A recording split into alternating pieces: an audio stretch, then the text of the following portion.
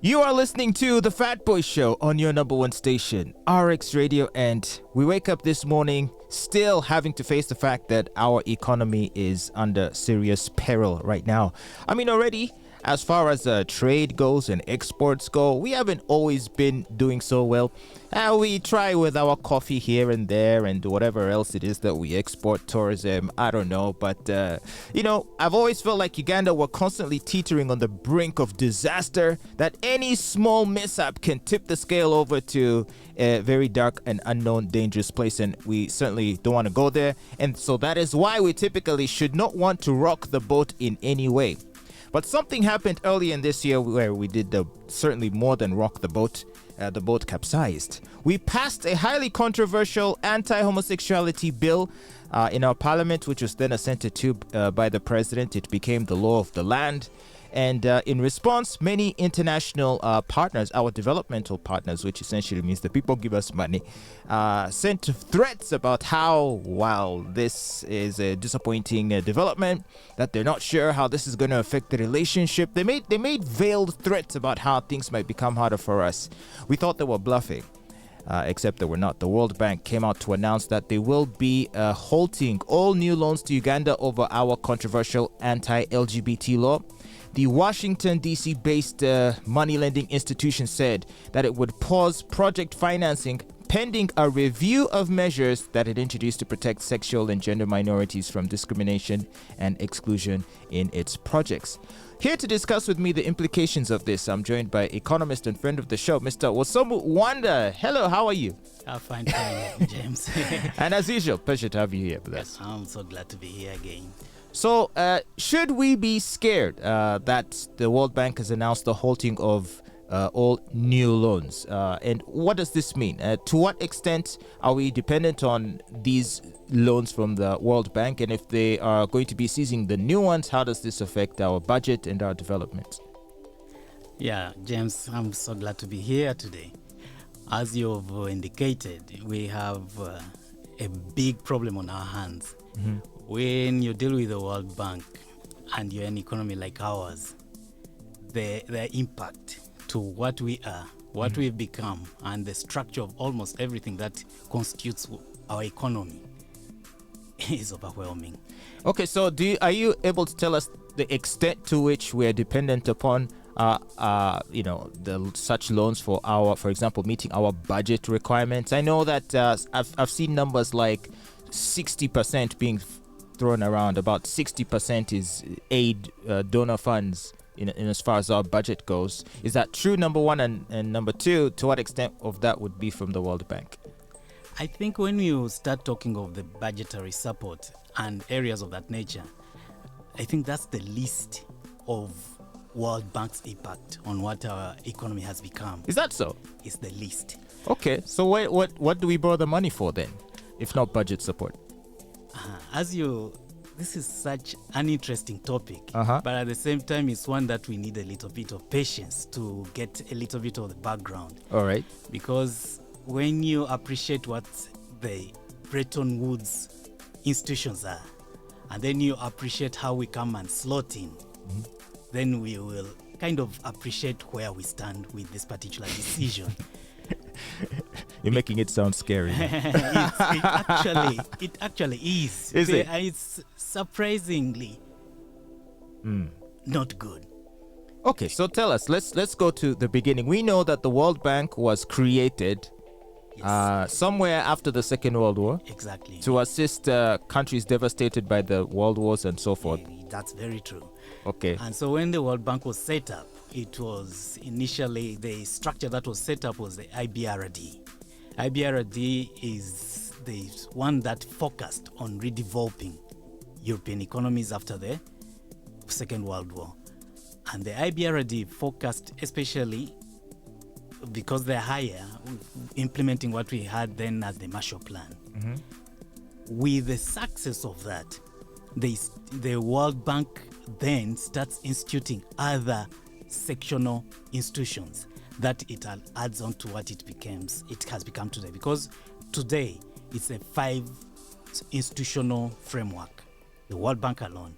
It has IBRD, it has IDA, that mostly focuses on us, the poorer nations. And this one was started in the 60s at the time of our independence. Okay. Yeah, at the time of independence, when the independence movement was up and in high gear, the IDA was instituted to focus on the poorer countries, while IBRD maintained higher. I guess they had to middle-income find and higher. other ways to keep us tethered to their global system. This is what is really interesting, because as it's set up at the end of the Second World War, the powers that were gaining from its institution were basically former colonial powers. And since they had now lost their power after the World War, the US basically takes over. And as they're in the process of handing over their power, the US pushes them towards allowing the colonies go free. And this is something a lot of people don't understand. My Pan-African friends like to make it seem like we fought for our independence, but we didn't really. There was skirmishes and a few run-ins with the colonial authorities, but by and large, they left because they wanted to. The skirmishes or whatever we call as Mau the Mau, colonial movement, Maji Maji.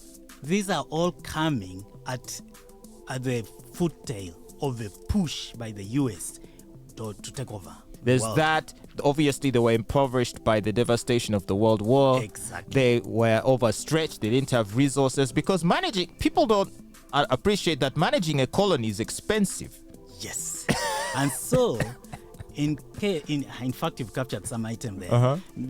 During that period, these particular powers were getting their loans, and part of what they got as loans from the IBRD were coming to their colonies.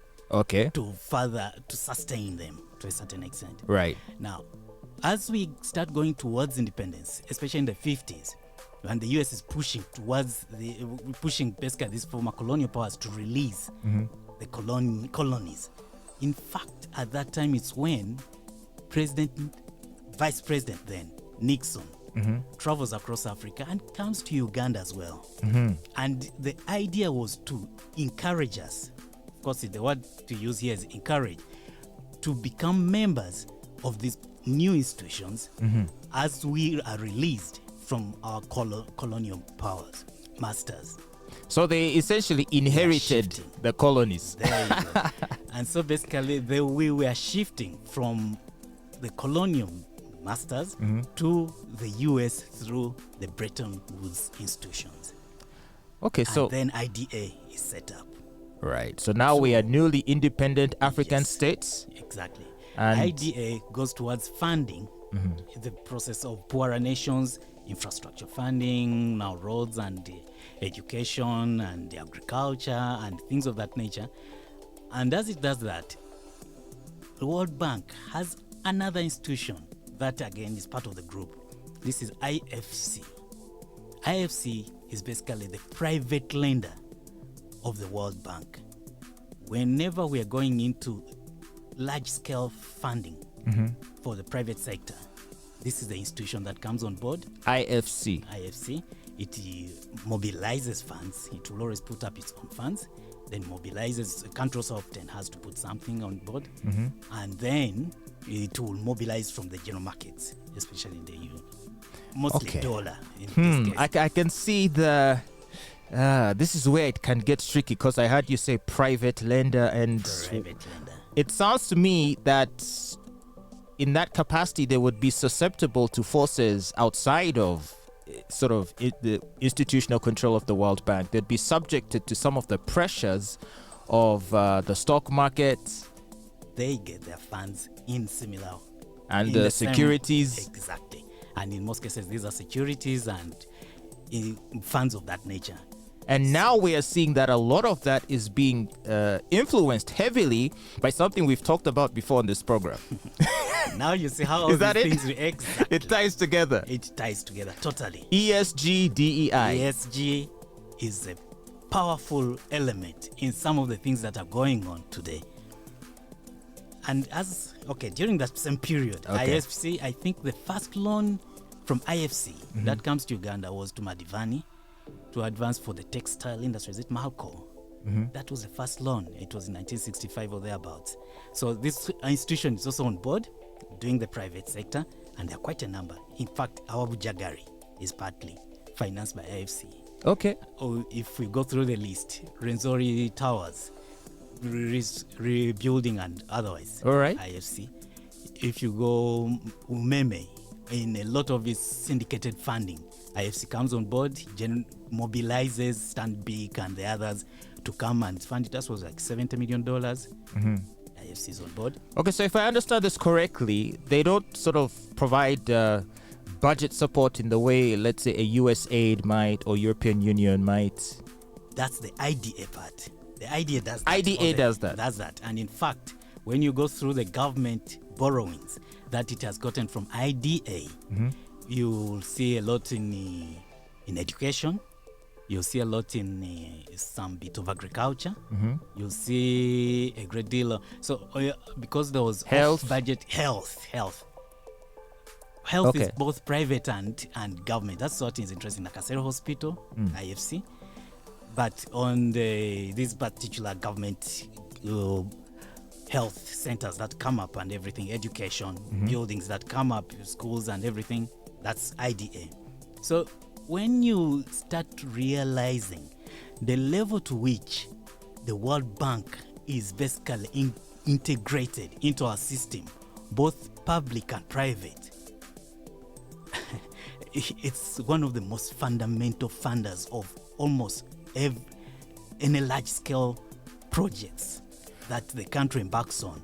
Not us alone, of course, but as a Uganda for that matter. It's one of the largest interveners in both public and private. Do you have any, scale. Off the top of your head, can you estimate the proportion of our, for example, development aid or development budget support or even project support that would comprise the World Bank's contribution? Looking at some figures, we had like 5 to 6 trillion of off-budget support by donors to our budget, and 1.6 or 1.7 of that trillion was from the World Bank alone.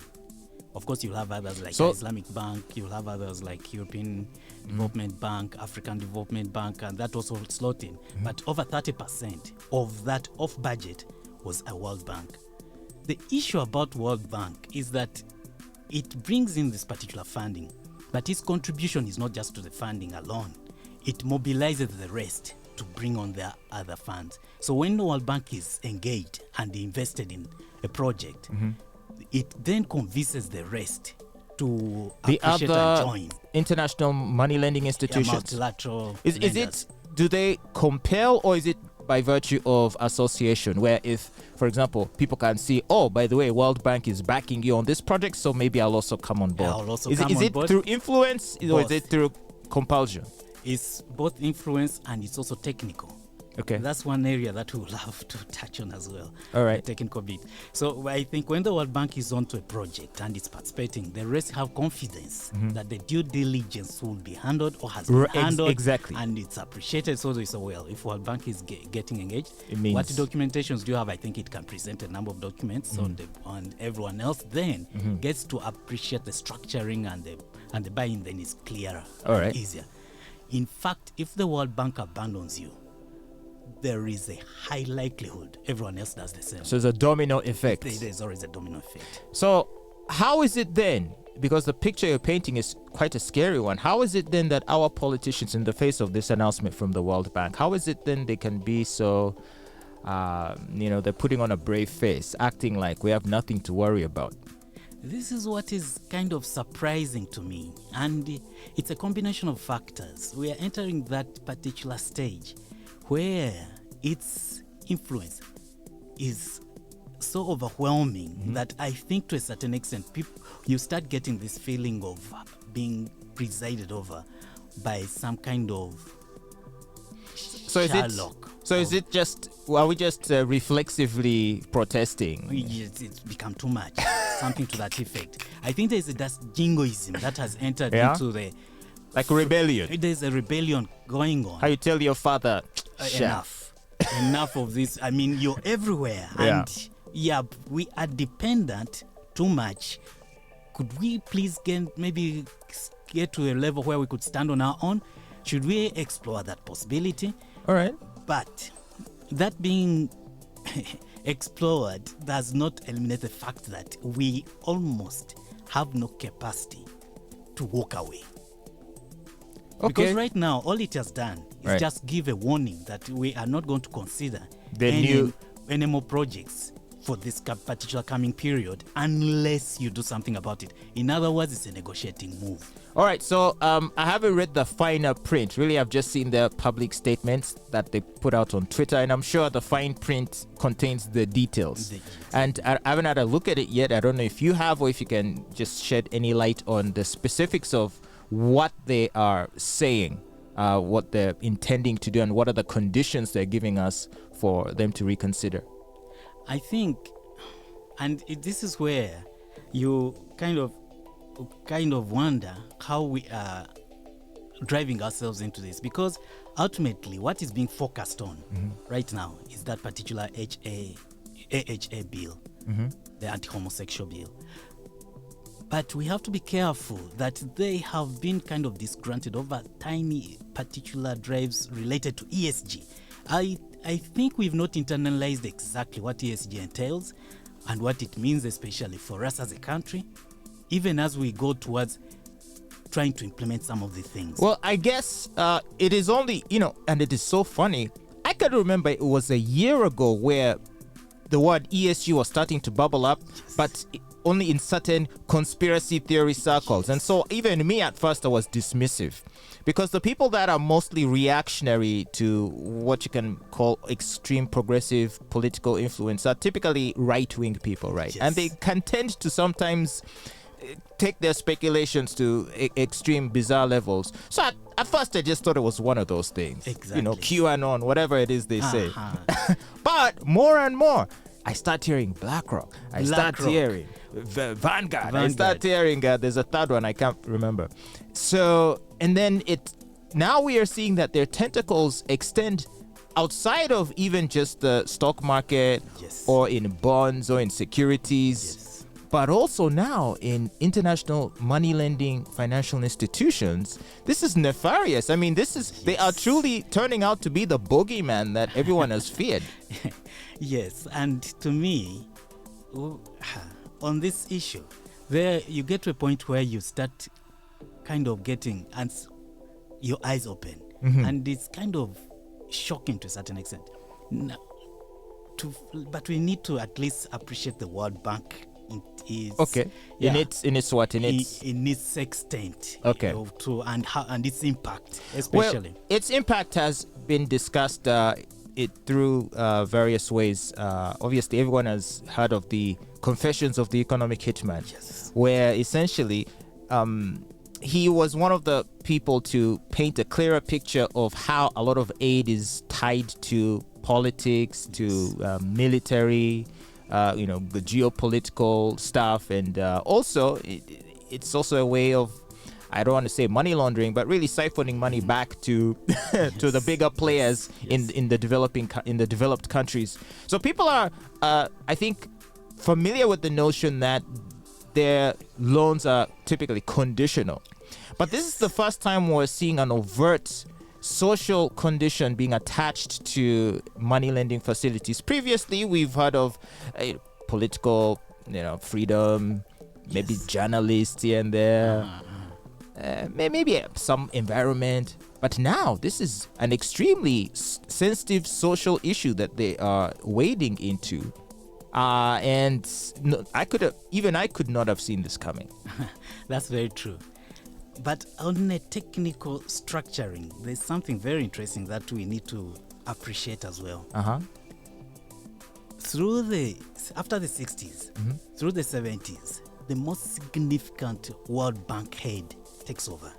And he takes over after the US suffers a particular setback in Vietnam. It lost. When that happens, McNamara, who was the defense secretary and had participated in the Vietnam War, in the implementation and the rest of it, is then shifted to the World Bank. And the focus is basically to re-cement US power around the world, utilizing these institutions. At the same time, of course, the US had gotten off the gold standard, and we had gone into fiat. And so there was a particular drive through loans to spread the US tentacles. Ultimately, what you get to realize, what was happening is that the US was spreading the dollar. And the more the institutions that were available We're lending. to lend the dollar, to spread it around the world, The dollar then became the better. default reserve currency of the it world. takes over. And one of the institutions is basically the World Bank. Definitely. And it's through credit. The drive towards credit through the 70s is overwhelming. At the same time, there's the petrodollar coming in, where the Middle Eastern countries are earning a great deal in dollar, a great deal of dollar, and they have a lot of surplus that is seated in the Western banks. This is driven through credit. And World Bank is one of the institutions, again, spreading it around the world.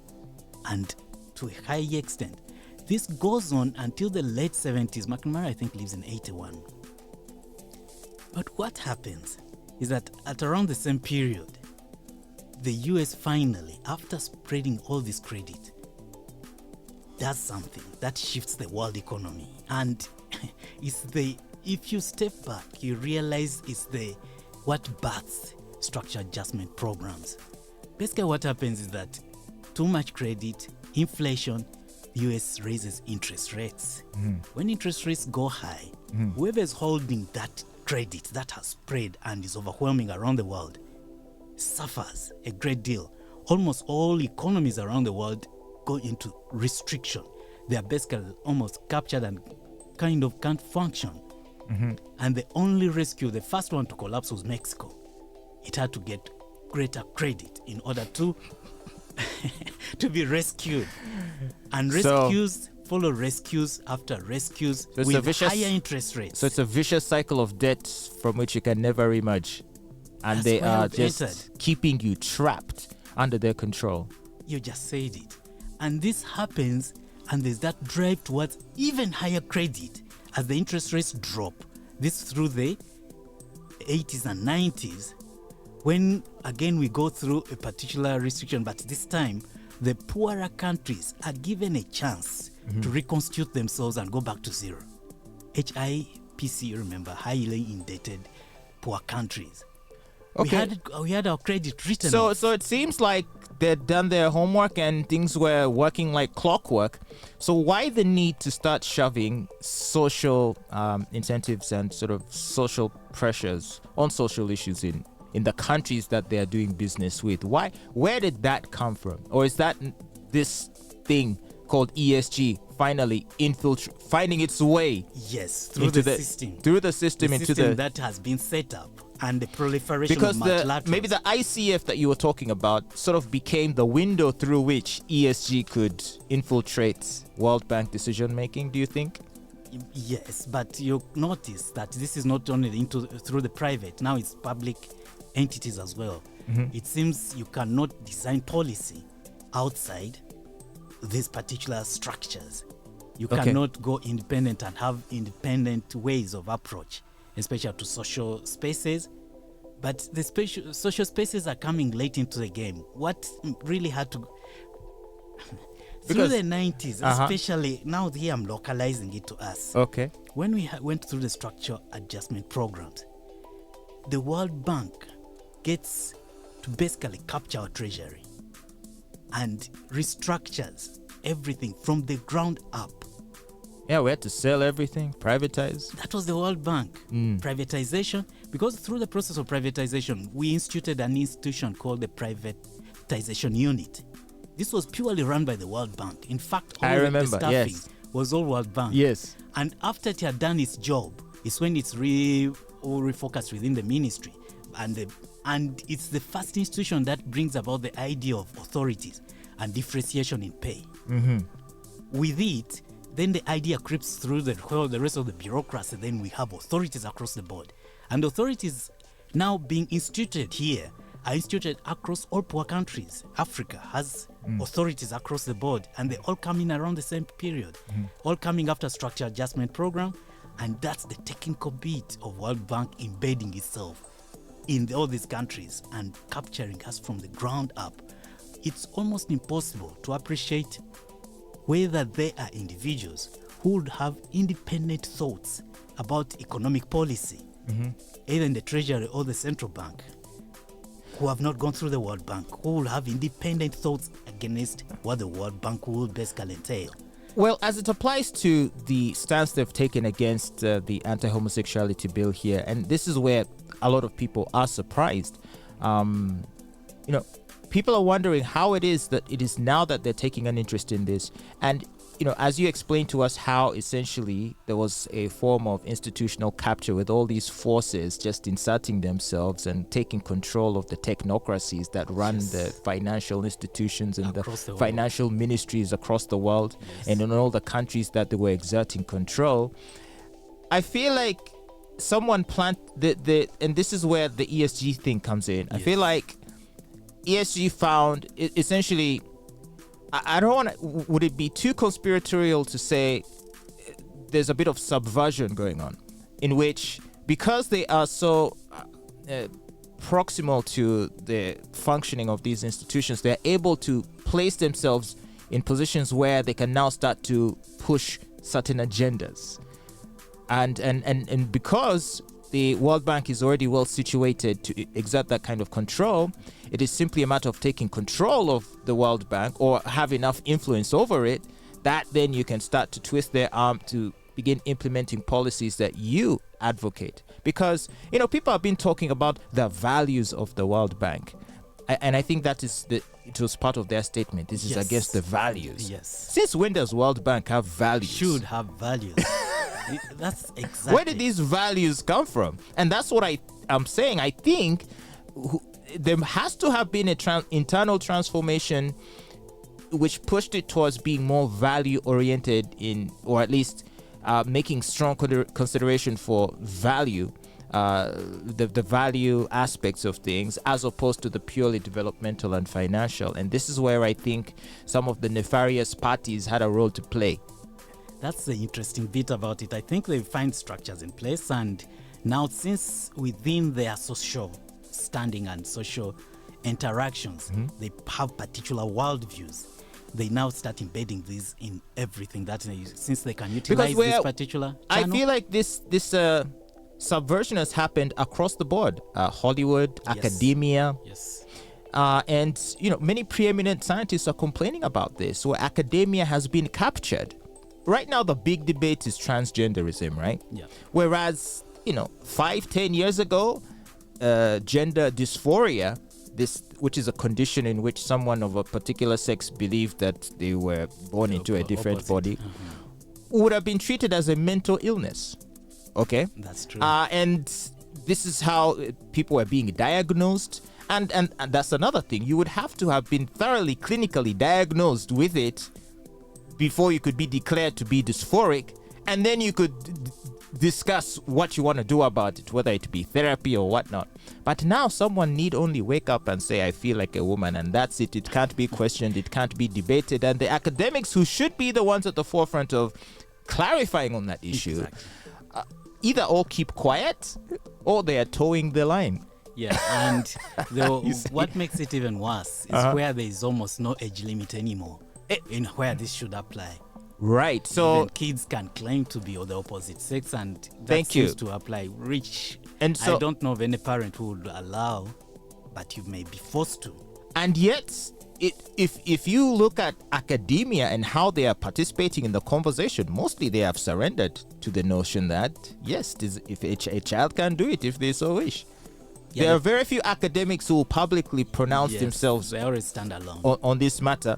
And if anyone dares to, they're quickly ostracized, isolated, and the so-called academic institutions all rally around a statement that they will publish, and they will say, we, the Association of American Psychiatrists Association, denounce the words of... And you're like, since when did these people get political? And that's what I'm talking about, institutional capture. Hollywood, that's a gone case. That we already know.